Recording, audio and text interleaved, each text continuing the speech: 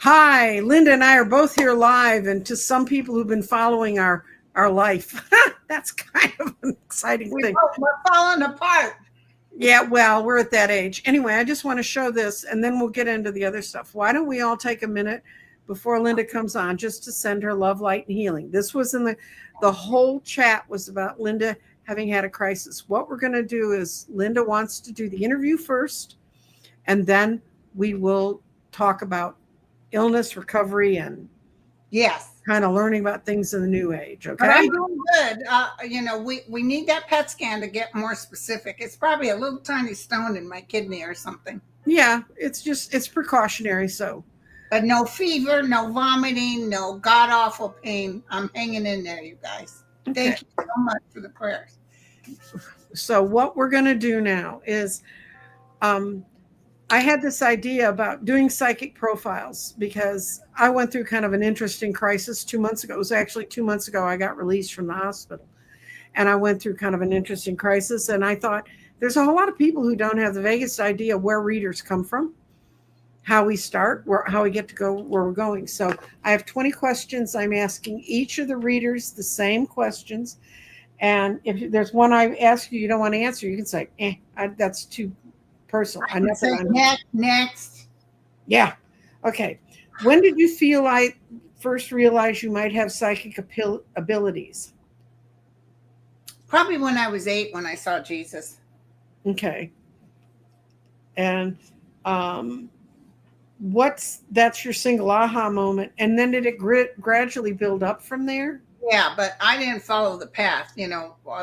I loved Jesus. Even though my parents were atheists. But my real path happened post-cancer. Okay. And so, but you had those experiences as a child. Did anyone in your early years try to tell you, no, you can't do that? Or did you share it with anybody? No. My mom saw spirits. She didn't like it, though. Yeah, my mom could see death. When she met people with about 6 months before they died, she'd know they were going to die. She was a nurse. Can you imagine being like that? Gosh. And that's why when I picked up a deck of cards, she went like, you don't want to do this. You don't want to do this. And only when I was in my 50s and was really kind of out there reading at tables and stuff, did she sit down and talk to me about it. But yeah, I think the generation before us had even worse in feeling like you can't do that. My mom was scared to death. And I found out my grandmother, who died when my mom was 12 years old, was intuitive. But she didn't discuss it because they were very Catholic. Isn't that funny? Native Americans being Catholic. I got the sign of the cross on my forehead for having the third eye, and that's all Catholic related. I know. My mother was an Episcopalian, but anyway. Did you seek training or did you just sort of explore this as your own path? I just went along with it. I had a man in Laguna Beach, my hairdresser, handed me a deck of cards and he said, play with these. You'll be better than me. Cool.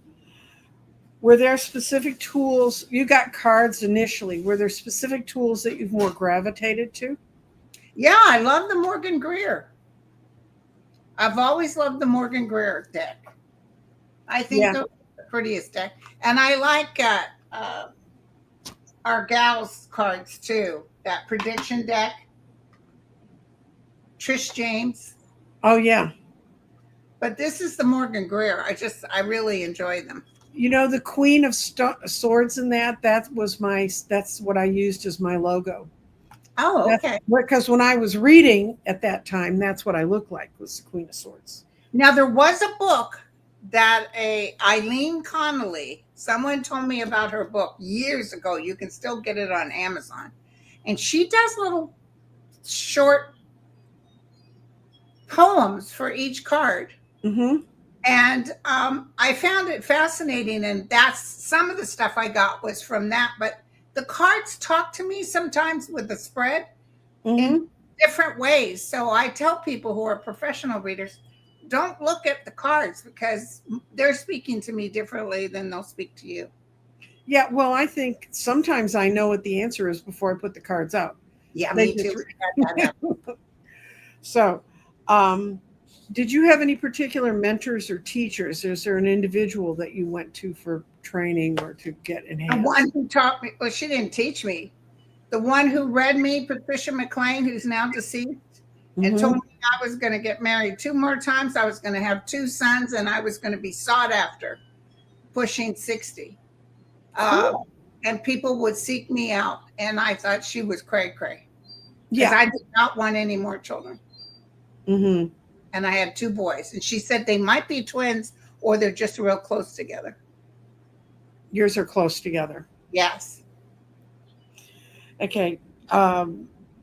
What's the best piece of advice a mentor like that gave you? Someone you've met that you could consider a mentor? Go with the flow. Get out of your own way. And the other mentor for me is Eckhart Tolle.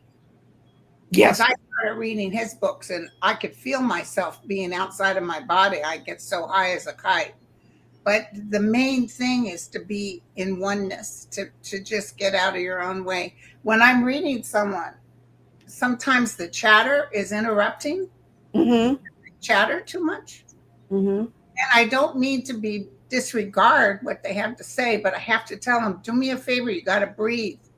You have to allow, don't stand before something before it even happens. You're not getting what you want because you're in a state of resistance. That's right. Or I want to be able to, people want us to hand them a cookie cutter of how to do this, and it's really who you are. I know there's great teachers out there, but I'm just not one of them. I can teach tarot, but anyway. How did you learn the difference between psychic impressions and your imagination? Oh, God, that's hard to do. The main thing is I have to ground myself and get out of my own way. And then I go, even if sometimes it's hard to hear and you just got to say, because the hard part is reading when you've got skin in the game. Right. Like I can't read who's going to win if my team is playing. Mm-hmm. So you got to be careful. Yes. And I can't read my kids. No, me neither. Or And myself. I can't read myself, and I can't read their spouses. But as soon as they're divorced, open season. Are there moments where you've really doubted yourself? Yeah, when Biden lost, Trump? Vice President Harris lost, I was like so upset.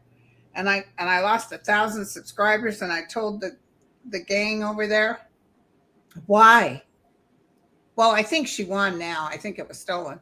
But why? Why would you say that she's winning and she didn't? And they told me this exact words. Man has free will, which we do. Mm-hmm. So we have free will to cheat, I guess, if we want to cheat. And his people need to know who he really is. That's really important. What I got was, well, I don't know, the night of the election, before it even looked like she was going to lose, I stood up, looked at my daughter, and started speaking in tongues and fell to the floor. And the kids called the fire department, and they came and they checked me out, and they said, her blood pressure is completely normal. Her oxygen sats are normal, but she looks a little out. Maybe she just needs to go to bed. And so I remember seeing firemen's faces putting me in my bed. And Girl, I said, I'm dreaming. Oh, and they're cute here too. Oh, hell yeah. And I rolled over the next morning. My daughter came in and she said, it's bad news. And I said, she lost. And she said, yes. And she said, Mom, what happened to you last night? Where did you go? And they didn't bother. They have to walk through my office with all my crystals and my grids and stuff in here. And they said, don't look over there. Just get her in the bed. And I said, why am I not in a hospital? I remember standing up thinking, I really need to get to the bathroom, and then nothing. And she said, we don't know where you went, but something took you away. And she said, but we knew you were coming back. I knew you were coming back. So, and I looked at her and I said, well, I was collapsed on the floor. They're supposed to take you to the hospital. And she said, your blood pressure was normal and your oxygen sats were normal. Well, Linda, my blood pressure's never normal till after this last incident where they give me a pill. That's the only pill I take, but it keeps it normal. And I said, you didn't question when they said my blood pressure is normal? And she said, no, we were so grateful it wasn't worse. And it took me, and then I heard about all the other readers that woke up at 2 a.m. and felt this rush of this change through you. And my guides told me an energy swept the world that night, and they decided they weren't playing with the humans anymore. We were going to get it right this time or not. So that's what swept through. And apparently they took me away. So I agree. That was a rough day. Very rough. And it's lovely to see his numbers plummeting. He's just much ado about nothing, going nowhere. That's right. How did you handle the skepticism from yourself and others when you were first going? Well, there's always been skepticism. There always will be. And I say, that's fair enough. Don't watch my show or don't ask a question, you know. I'm not chasing you down the street with a deck of cards hitting you. There was that guy I talk about, Joe, who came to have a reading, and his mom and dad had died, and the neighbor had a reading with me and recommended, but he was totally skeptic. I just want you to know I don't believe in any of this, but I'm coming because she told me to come. And he was this, and he had all kinds of tats on him and piercing. And he sits down, and I said, who is that little lady following you in here? She's just a wee thing.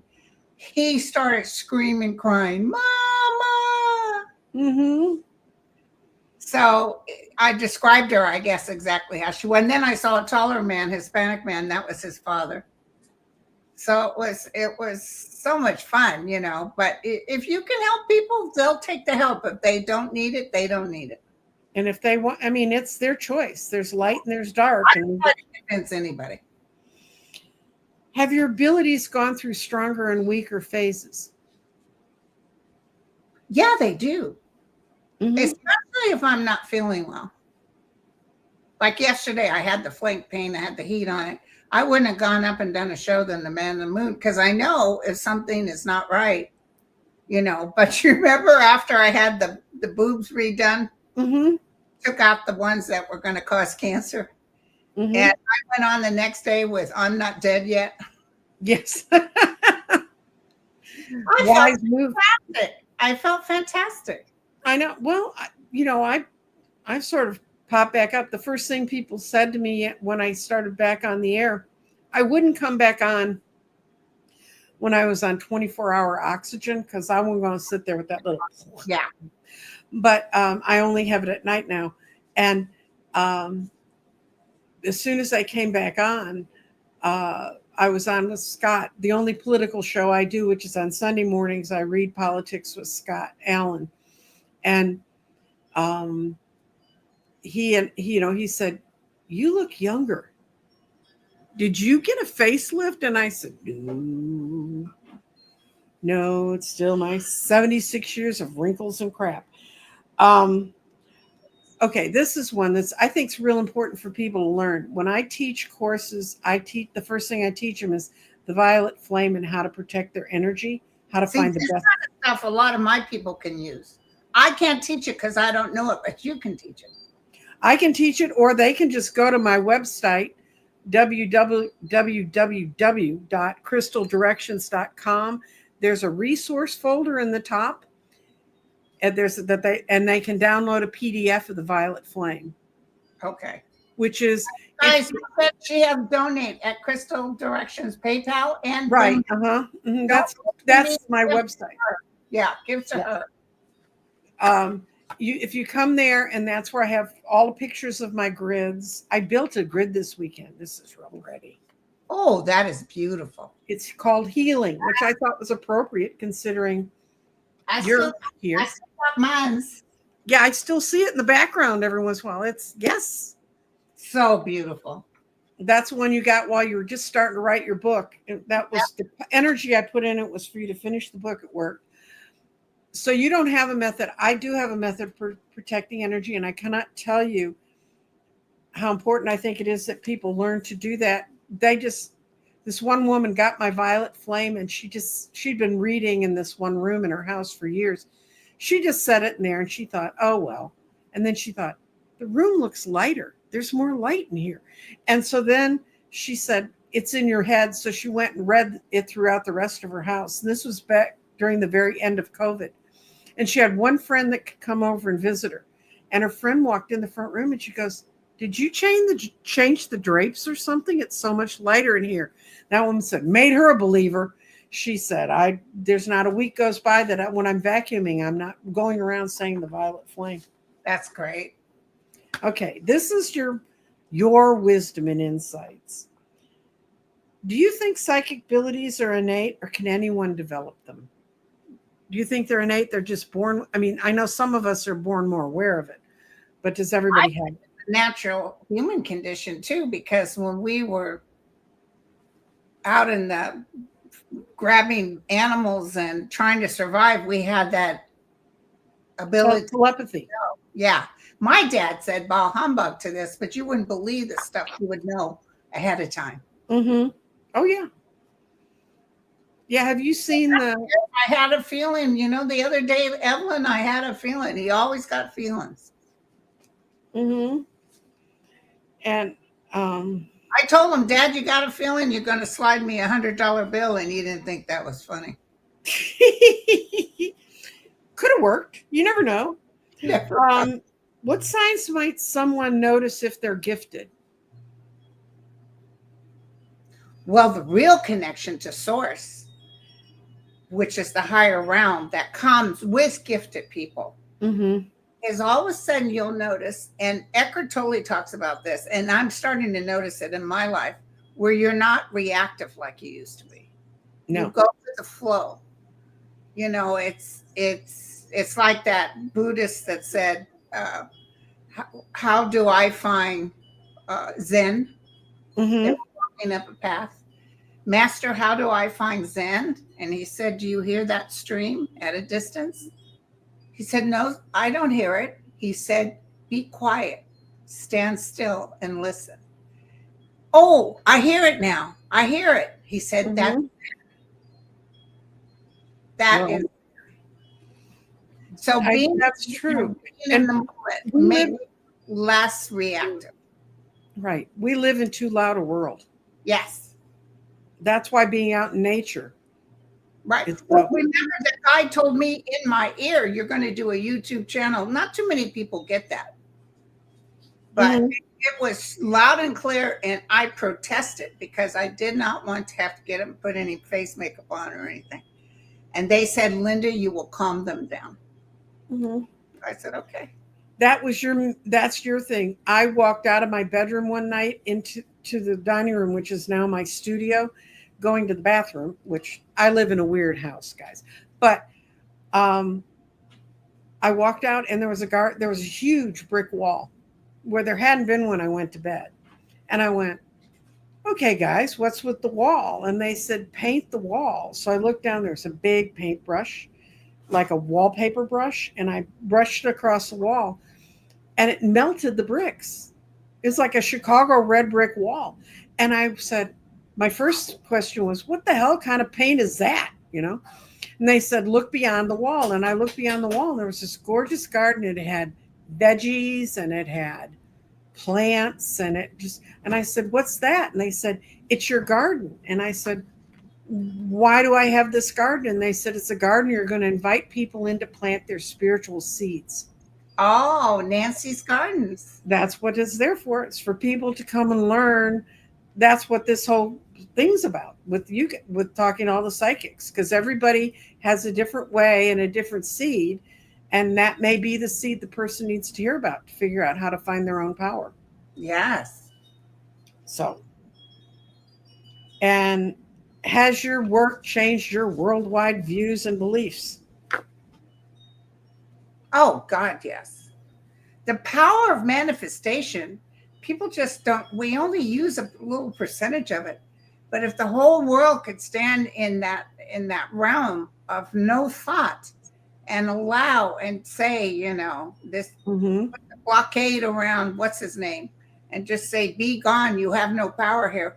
It's, we can't wish ill, but we can put the blockade up. But those things, look what's happening now. It's amazing. And he's pissing off his people. Well, and the thing is, more people are not focusing on news. They're not living from headline to headline.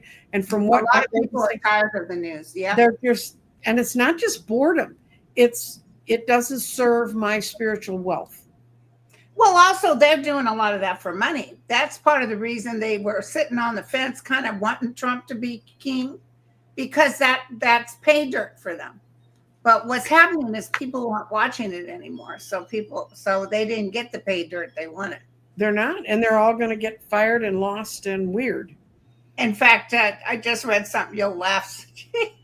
President, what's his name, just said he thinks Gavin Newsom should be arrested for harassing the president. Putin? No. President Trump just did it. Okay. Yeah. For harassing Newsom. He wants Newsom arrested for harassing the president. No. The man who talks ugly about everybody, even Meryl Streep. He's always got something to say. Okay. And then what's one of the most powerful readings you've ever done? One that just touched you or you carry with you or you remember?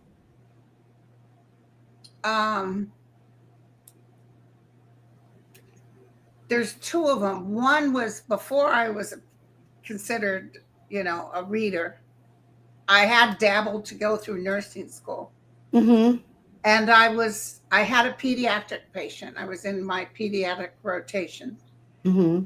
And an 8-year-old boy who was the same age as my daughter had a neuro, the one that kills you. Yes. And he had a big family. The other student and I went in to give him his bed bath. He was unconscious already. I hadn't met him when he was alert. Mm-hmm. Strong heartbeat and stuff. So we went in there and the mom was there. She came in from New York. She was a little dark-haired thing. She was sitting on the chair. And the other student opened her big mouth and said, "You should ask Linda," because she's saying, I know he's going to go, but I'm wondering when he'll be able to go, I just want to know if he's going to be okay when he goes. And she said, "Ask Linda. She's a psychic." So I was so mad. Oh, God. Yeah, that's the last thing you want is people telling you. And also, I was in a student program, so I didn't know if they found out I did that, if I would be kicked out, So the lady begged me, "Please, Linda, please." So we closed the door, and I took my hand, and I went down by his feet, and I went up his body, trying to feel his chakras. Right. I felt nothing right here, right at the throat. I got a pretty strong boom, like there was something there. I saw as clear as day this woman walking towards me from the light. Beautiful woman, looked a lot like the woman behind me. And she says to me, and she was wearing this particular necklace, like with a snake on it. It was a very unusual necklace. Mm-hmm. She says, "Tell her he'll leave with me tomorrow morning." And when I said that, the woman collapsed behind me, fortunately into the chair. And she said, "Linda, that was my mother. And that's her necklace. And it was 1 year ago tomorrow that she died." So it's like, holy cow. So she's going to come back on her anniversary. And so the next day I go in for, we're supposed to meet and do our talk. And then we go up to the room and they said, "Oh, yes, we have some sad news. The little boy died this morning." So I go upstairs and we come off the elevator and his room is packed because his father was a sheriff. And the little boy was in, baseball. He had all kinds of pictures of him. Mm-hmm. And I walked by and everybody's gathered and stuff. And all of a sudden, right between them, that little mother of his could see me. And she comes flying out of there. "Oh, my God, Linda, thank you, thank you." My instructor was standing there. And she said, because of you, I know he's going to be okay. Thank you. So I know Mama's got him. And I said, I was probably a little standoffish because I was afraid, Mm-hmm. but the teacher didn't react at all. She didn't say, what did you do? Nothing. She just walked on and we went on about our business. She probably knew what happened, but she wasn't going to embarrass me with it. So And you said you had another one after that. That's a pretty spectacular one. that's spectacular. And then there's that one that I had, Angel Heart for You. It was a woman who was sobbing, lost her son. He was riding a motorcycle and hit an 18-wheeler. Yeah. And while I'm talking to her, the son walks through the wall. And he's standing up with this beautiful beard and long hair, Mm-hmm. and crystal blue eyes. And I looked down and he had motorcycle boots on. And he begins to tell me what happened, that he had an 18-wheeler, wasn't able to stop in time, put his bike down. And he even told me they had revived him a couple of times, but he wasn't really back. Mm-hmm. He was still dead. And he told me about going into the hospital and he could hear all the screaming. That was his mom and his girlfriend. And he's telling me about his girlfriend, that he had 2 little kids. He wished he had married her. He was stubborn and wouldn't marry her, but now he wished he had. And then this woman is just sobbing. I can't look at her because I was afraid I was going to cry. And she said, she looked at me.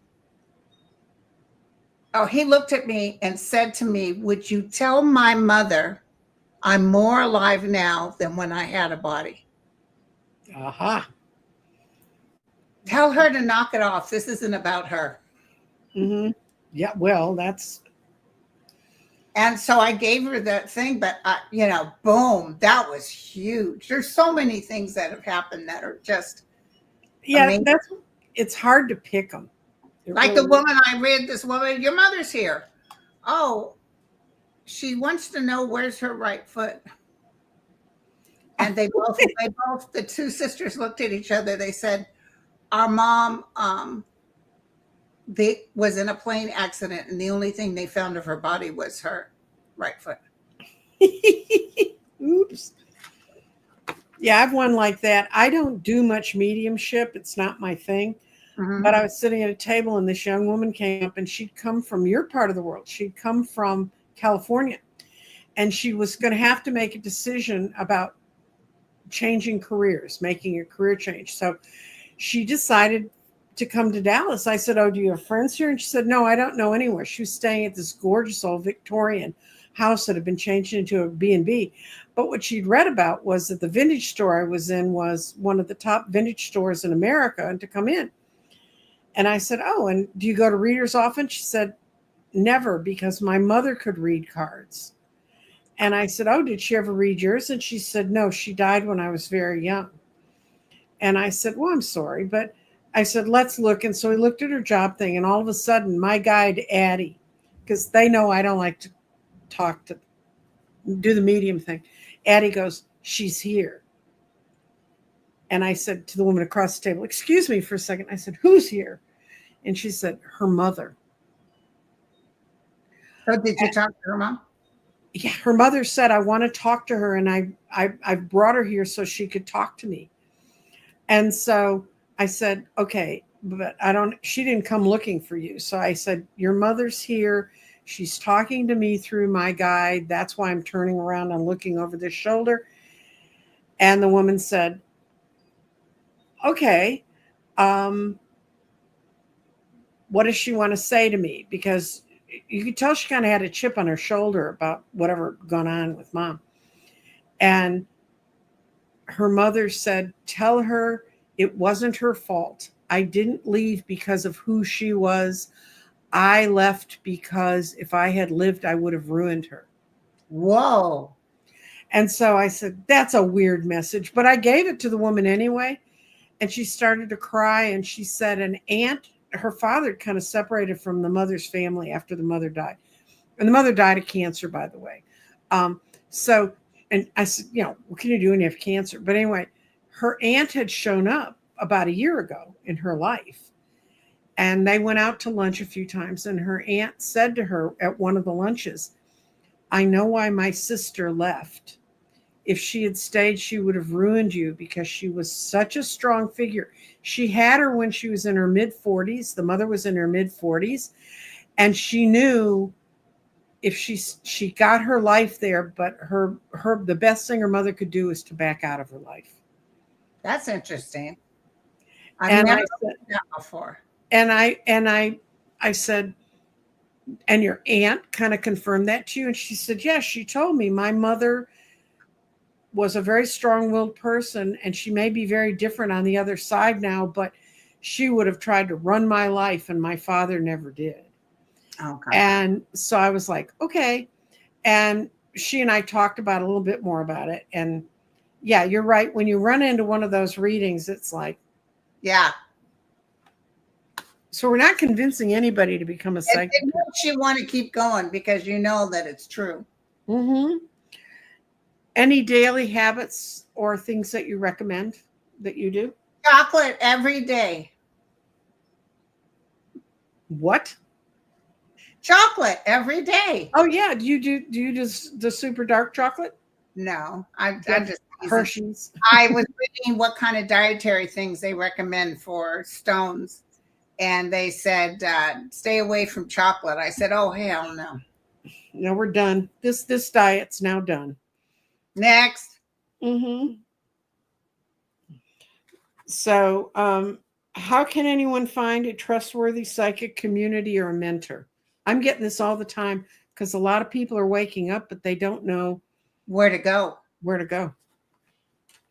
Well, I know YouTube helps you, and you can start going being a regular on a YouTube show, and they start getting to know you, and you meet other people. I really like the YouTube community. There are some YouTubers, Terry Holding Your Space. She does a show every morning. Wow. And she brings them in to talk about things. And that's a good place to start. She had her degree in metaphysics before she left high school because her family was in it. That's great. So, and yeah, there's people that have shows that are very loving and warm. I'm sorry, mine got kind of big to where it's hard to give personal attention, but there's a lot of people out there. Yeah. And then how can someone find, oh, that I did that one. What's the biggest lesson you've learned from your psychic journey? Oh, pick one. What's the biggest lesson I've learned from my psychic journey? Mm-hmm. There's no such thing as death. Mm-hmm. And there's a powerful energy, a God energy that does exist, and religion is a big farce. Mm-hmm. Religion is called that because they wanted to put rules on everything. They wanted the dogma and the... Yeah. It's always for power. Even that Catholic religion, it used to be priests could be married, and they changed that because they wanted the estate of the priest when he died. They didn't want it going to the wife and kids. And then they changed the fish on Fridays because the seagoers weren't paying enough tithing. And they changed things to whatever. And I knew a lot of Portuguese family on my street, and so many of them, the women were having children back to back because that's how the Catholics did it. That's right. Well, that is my last question. And we have some questions on the table that have to do with politics. But I will tell you this, I only do politics on Sunday morning. I'm going to do a show after this on politics. Okay, so y'all can go over there. I'm going to put up, okay. But tell us your journey of what happened to you. You're in DE. Okay. Well, 2 months ago today, I was released from the hospital, and I had, I'd felt kind of ill that day, and I was declining, and I have a nebulizer. I've had asthma in the past, and I had all the stuff that's supposed to revive you. By the way, I put up my website. You get free letters to Robin, which is about how to find a dowsing chart. That's what this is in reference to. But in the same resources folder, you will find the violet flame.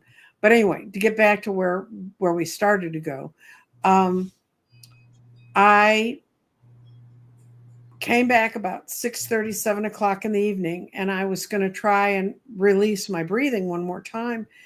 And I was sitting on the bed, and I have these voices that are behind me. And let's see.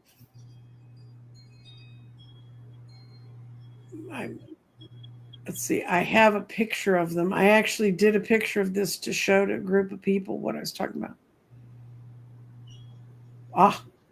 This is what I was sitting on my bed, and except it was a nebulizer, not a candle. And the voices came behind me, and they said, "Look to your right." And I looked over to the right, and in the right in my bedroom is my little sitting area, which is a nice, comfortable chair and my big screen TV and all that stuff, except it wasn't there. What was there was a big golden path and a beautiful garden for me to walk through. And they said, "You can go now." And I said, "Do we have a plan B?" I don't think And they said, "Yes. You can turn to the left, go down the hallway, and call the ambulance. You've got 4.5 hours." Whoa. And I walked down the hallway, and my daughter, who does see spirits in this world, we used to live in a building where a lot of old people had died. She used to tell them to go to the light all the time. When I walked around the corner, she thought she was going to have to tell me to go to the light. She said, "That's what I look like, not Mom." And so she was already calling 911. And it took her a couple days for me to even be able to tell her that the pathway had been in my bedroom, because she was like, "I don't want to hear this. You're not going anywhere." Anyway, they took me in the ambulance, and the firemen were saying our ambulances in Dallas are run by the fire department. They were saying, "Which hospital do you want to go to?" And the guy said, "She doesn't have any choice. We're 5 minutes, lights and everything from this hospital. They have a great lung heart unit. That's where she's going." So I ended up in a hospital called Medical City, which I'd never been in before. And when they took me in, my blood pressure was 240 something over 130 something, which is like not a blood pressure you're supposed to have. No. And my oxygen sats were in the upper 80s, and they wheeled me in. And I know a code blue team because I used to work in emergency rooms. I know what it looks like. And I realized I was being rolled into a code blue room. And they started working on me, and it was interesting. Anyway, 4 hours after I got wheeled in there, the doctor came in and said, "We're going to be able to take you up to the floor. You're going to make it." Fantastic. But I am now having to write a book about this, which we all do, because the whole 4 or 5 days I was in the hospital, every single day was a miracle. They knew I was a psychic, and matter of fact, the first nurse that worked with me, I did her birth date, and I told her by her numbers, I told her where she'd been the last 4 years and where she was going. And I said, "You're planning to do this next year?" And she kind of looked at me and said, "This is strange." But anyway, my pulmonologist came in, and he said, "My name is Victor, and I'm your pulmonologist now." And I said, "Okay, Victor, why are you my pulmonologist?" And he said, "Because I come from Colombia. I come from a generation of shamans, and I know who you are." And he said, "I know how to heal you." And I said, "How did you know?" And he said, "Well, everybody's talking about what you've done with your numbers and stuff." My second nurse that was in charge of me, he was from a Louisiana family that was full of card readers. And he said, "My grandma said I'm going to read cards one day, but I never believed her." And I was talking with him, and I said, "Well, today's going to be kind of rough." He said, "Today's going to be definitely your 10 of Wands day. You're going to have to decide to let that burden go." And I carry a deck of cards in my phone, and I called up my daily card, and it was the 10 of Wands. Wow. I mean, every single day. And then I work with the elementals. I work with a lot of fairies and stuff. My dragon came to kiss me and tell me I was going to be okay. But I was like, am I going to get cut off from the elementals? Because I was they said, Everything you do is going to change. And I said, am I going to get cut off from the elementals? And all of a sudden, my room was full of fairy lights, Ah, like a swarm of them. So, yeah, the hospital was interesting, boring as hell because I hate lying there like that. But anyway, it was a real trip. And the one thing I did, I think it was the second day I was home, I had an oxygen lead that I could go to the front of the house or come to the back of the house. I couldn't go in the kitchen because you don't take oxygen in where there's a gas stove.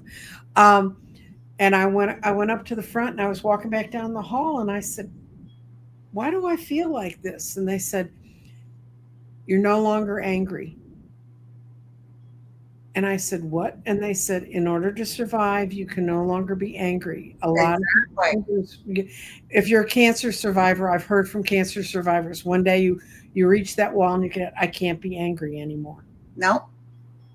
We can't mutually, if you'll notice, a lot of young people leave with dropping dead.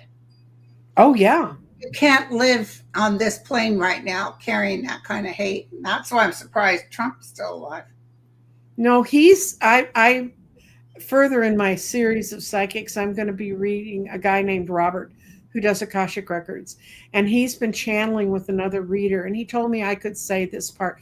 They've been working on a book and they've been channeling in some very powerful energy.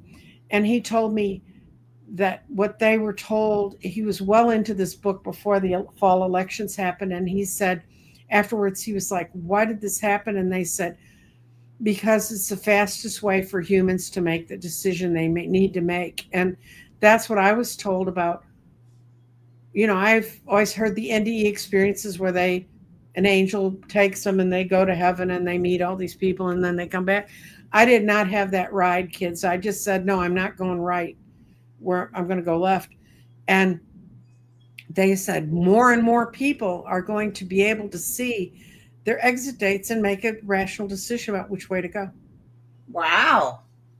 And I said, well, what's going on now? And they said a lot of people are going to understand that where their psyche is, where their spirit is, where their center is what leads the world.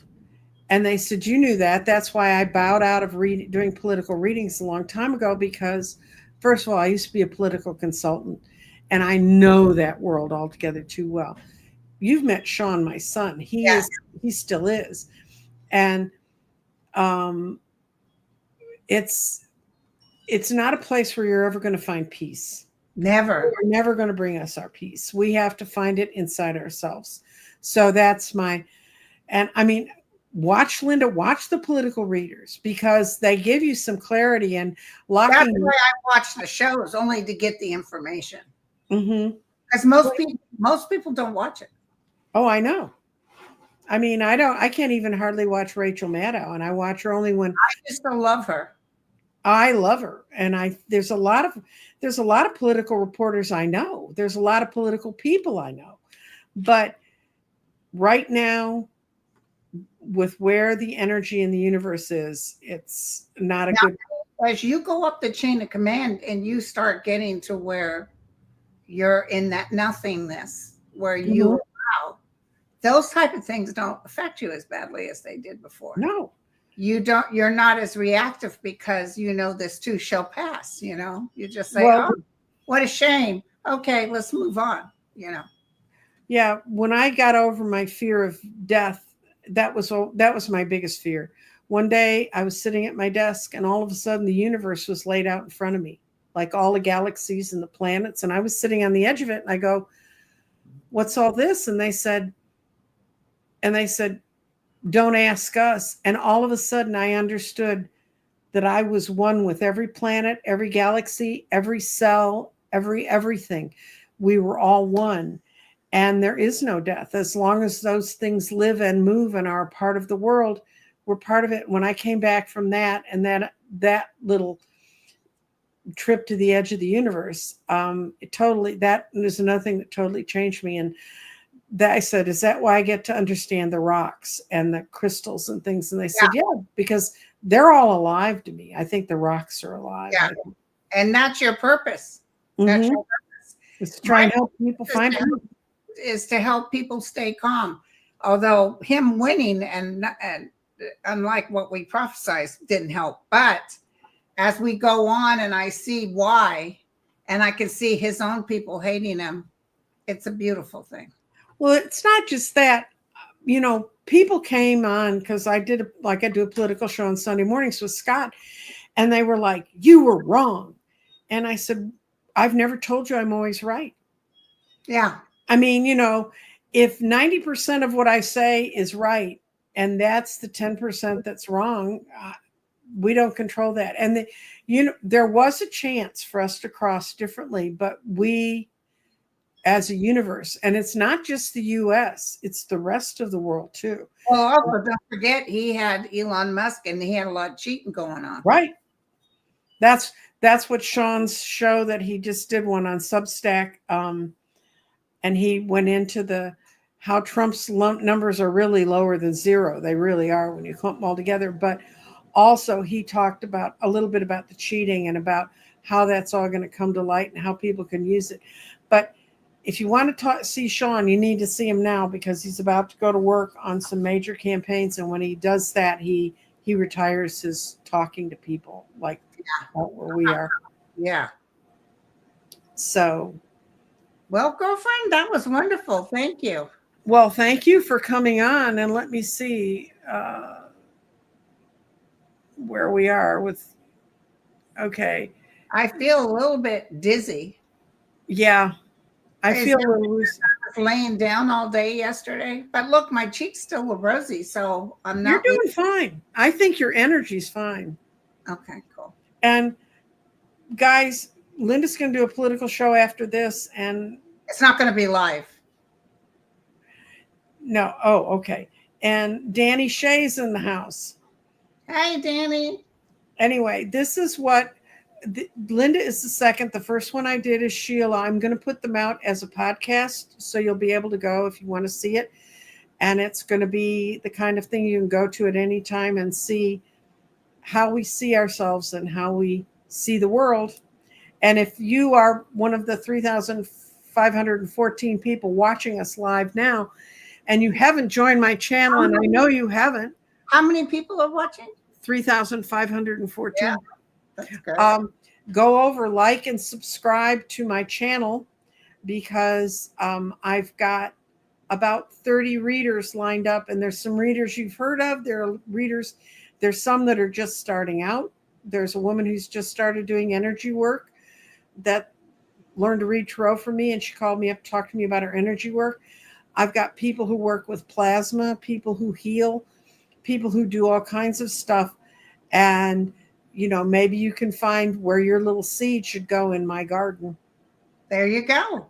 There you go. And Linda, I just love and adore you. And I so hope your PET scan just goes flawlessly. Oh, yeah, I'll be sure to write and let you guys. By the way, my Lulu got through fabulously. Oh, cool. Yes. She's doing good. I told you it was a little rough at first. She didn't get to have breakfast.